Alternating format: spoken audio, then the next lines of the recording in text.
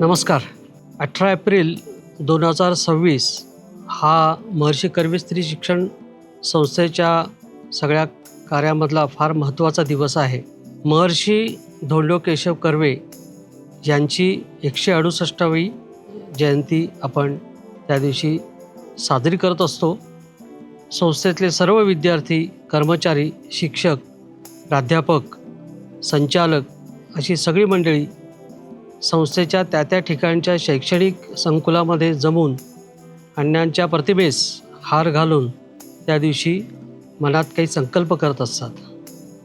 आपल्या सर्वांना माहिती आहे की आपल्या देशामध्ये हजारो वर्षांपासून जी आक्रमणं झाली त्याच्यामध्ये महिलांवर मोठ्या प्रमाणावर जे अत्याचार झाले, त्यामुळे महिला ह्या त्या काळात ज्या पद्धतीने स्वातंत्र्य उपभोगत होत्या ते पूर्णपणे दूर गेलं आणि शिक्षणपासून त्या वंचित राहिला. त्याच्यामुळे खूप मोठी अडचण या देशामध्ये उत्पन्न झाल्याचं लक्षात आलं. असं एक द्रष्टा व्यक्तिमत्व अण्णांचं, त्यांनी हे हेरलं आणि समाज परिवर्तन करायचं असेल तर ह्या देशातली प्रत्येक महिला ही तिचं सक्षमीकरण केलं पाहिजे, सबलीकरण केलं पाहिजे आणि शिक्षणाच्या माध्यमातूनच हे होऊ शकतं असं डोक्यात ठेवून त्यांनी काम सुरू केलं.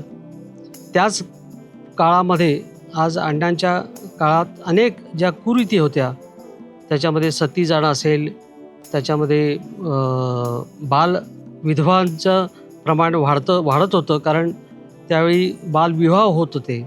हे सगळं याचा अभ्यास करून अण्णांनी ठरवलं की आपण महिला सक्षमीकरणाचं काम करणं आवश्यक आहे. आणि म्हणून त्यांनी 1896 साली पहिला महिला अनाथाश्रम सुरू केला आणि स्वतःचं उदाहरण त्यांनी समाजातल्या ज्या कुरीती होत्या त्या मोडीत काढण्यासाठी त्यांनी दुसरा जो विवाह केला तो एका बाल विधवेशी केला आणि त्याच्यातनं त्यांना समाजाने पूर्णपणे निष्कासित केलं. आणि आज कर्वेनगरसारख्या परिसरात एक झोपडी बांधून ते राहत होते. 4 मुलींना, बालविधवा मुलींना घेऊन हा महिला अनाथाश्रम सुरू केला आणि आज गेल्या 130 वर्षात संस्थेचा वटवृक्ष वाढलेला आपल्याला दिसतो. आज जवळजवळ 77 शाखांमधून 35,000 विद्यार्थिनी या शिकत आहेत, आपल्या पायावर उभे राहत आहेत, त्यांच्यामध्ये एक आत्मविश्वास निर्माण होत आहे. आणि म्हणून संस्थेच्या दृष्टिकोनातनं हा अत्यंत महत्त्वाचा दिवस 18 एप्रिल का मानतो तर हा एक संकल्प दिवस आहे. संस्थेत काम करणारे, शिकणाऱ्या सर्व व्यक्तींनी त्या निमित्ताने मनाशी संकल्प करून पुढच्या वर्षामध्ये या संस्थेच्या सामाजिक कार्याला आणखीन बळ देण्यासाठी एकत्र येऊन त्या दिवशी समाधीपाशी, अण्णांची समाधी पुण्यामध्ये कर्वेनगरमध्ये आहे, त्या समाधीपाशी येऊन सर्वजणं आपला मनात संकल्प करत असतात. हा तो महत्त्वाचा दिवस आहे.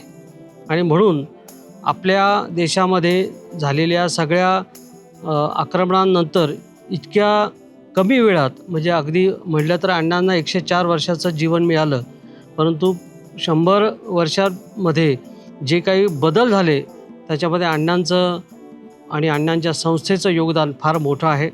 आणि संपूर्ण शांतपणे, अत्यंत धीरोदात्तपणे अण्णा आणि त्यांच्या सहकाऱ्यांनी या संस्थेचं काम करत राहिले आणि त्याच्यामुळे आज समाजामध्ये, विविध क्षेत्रामध्ये, विविध संस्थांमध्ये जे नेतृत्व आपल्याला महिलांचं वाढलेलं दिसतं त्याच्यामध्ये महात्मा फुले असतील, बाबासाहेब आंबेडकर असतील, रमाताई आंबेडकर असतील, त्याच्यामध्ये सुद्धा अण्णांचंही फार मोठं योगदान हे आपल्याला दिसतं. आणि म्हणूनच हा आपल्या भारताच्या दृष्टिकोनातनं खूप अभिमानाचा विषय आणि भारत सरकारने त्यांना भारतरत्न हा पुरस्कार देऊन तर सन्मानित केलेलंच आहे. परंतु अण्णांनी जे कार्य केले ते इतक्या कमी वेळामध्ये संपूर्ण देशामध्ये फार मोठं परिवर्तन घडवून आणणाऱ्या हे जगातलं फार एक वेगळं व्यक्तिमत्व आहे. आणि ह्या सगळ्या पार्श्वभूमीवर आज तोच विचार घेऊन महर्षी कर्वे स्त्री शिक्षण संस्था काम करत आहे आणि अनेक महाराष्ट्राबाहेरच्या शैक्षणिक संस्था ह्या महर्षी कर्वे स्त्री शिक्षण संस्था किंवा अण्णांच्या ज्यांच्या काळामध्ये भेटीगाठी झाल्या अशांनी अण्णांकडनं प्रेरणा घेऊन त्या ठिकाणी शाळा कॉलेजेस सुरू केली असं आज सांगितलं जातं. ही आपल्या सर्वांच्या दृष्टीने अभिमानाची गोष्ट आहे.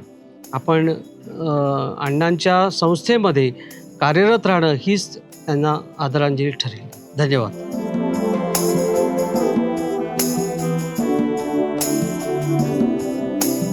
नमस्कार.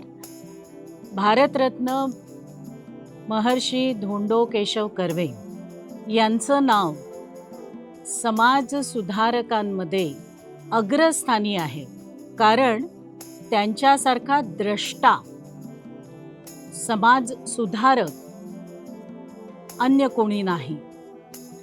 अनेक बाबतीत त्यांचं हे मोठेपण, हे द्रष्टेपण आपल्याला दिसून येतं. महर्षी धोंडो केशव कर्वे यांच्या बाबतीत आपल्याला माहीत आहे की स्त्रियांच्या शिक्षणासाठी आणि सक्षमीकरणासाठी त्यांनी आपल्याला वाहून घेतलेलं आहे. आपण सर्वजण आज कौशल्य, स्त्री शिक्षण या सगळ्या गोष्टींवरती आज आपण बोलत असतो, त्याच्यावरती चर्चा करत असतो. महर्षी कर्वेंनी ज्या वेळेला स्त्री शिक्षण सुरू केलं त्यावेळेला त्याचबरोबरीने स्त्रियांमधील भारतीयत्व टिकलं पाहिजे याच्यासाठी सुद्धा विचार केला. नुसता विचार केला नाही, तर त्या काळामध्ये महिला विद्यापीठ असावं, स्वतंत्र विद्यापीठ असावं आणि त्यातून स्त्रियांना शिक्षण मिळावं. म्हणजेच ती एक स्त्री जी आहे ती सुमाता बनली पाहिजे, ती सुपत्नी बनली पाहिजे, ती सुकन्या बनली पाहिजे. एका अर्थाने एका स्त्रीमध्ये तिची जी विविध रूपं आपण पाहतो तर त्यामध्ये ती उत्तम असा तिचं व्यक्तिमत्व बनलं पाहिजे याच्यासाठी प्रयत्न केले. गृहीता गमा सारखा एक अभ्यासक्रम त्याच्यामध्ये सुरू केलेला आहे. अर्थार्जन करू शकतील अशा प्रकारची कौशल्य त्यांच्यामध्ये विकसित करण्याचा प्रयत्न हा त्या काळामध्ये झाला, ज्या काळामध्ये स्त्रियांना शिक्षण घेणं किंवा इतर कुठल्याही गोष्टी करणं हे अत्यंत म्हणजे खरं तर धाडसाचं होतं. पण तेव्हा त्या स्त्रिया अर्थार्जन करू शकतील, आपल्या पायावर उभ्या राहू शकतील, आत्मनिर्भर बनू शकतील या दृष्टीने प्रयत्न हे महर्षी कर्वेंनी केल्याचं आपल्याला दिसतं आहे. आणि ते अर्थार्जन करत असताना अनेकदा कदाचित तिला बाहेर राहण्याची जर का वेळ आली तर तिची सोय सुद्धा झाली पाहिजे यासाठी वेगळ्या वसतिगृहाची सुरुवात ही 1953 मध्ये त्यांनी केल्याचं आपल्याला आढळतं. वेगवेगळ्या प्रकारचं शिक्षण, प्रशिक्षण हे उपलब्ध करून दिल्याचं आपल्याला आढळतं. त्यामुळे शिक्षणाबरोबर सक्षमीकरण हे जे उद्दिष्ट हे भारतरत्न महर्षी धोंडो केशव कर्वे यांनी ठेवलं त्या उद्दिष्टांवरती निरंतर वाटचाल करताना महर्षी कर्वे स्त्री शिक्षण संस्था ही संस्था दिसते आहे. ही वाटचाल करत असताना आज इतकी वर्ष उलटली जरी असली तरी सुद्धा महर्षी कर्वेंनी घालून दिलेला जो आदर्श आहे तो आदर्श जोपासताना आज आपल्याला सर्वजण दिसत आहेत.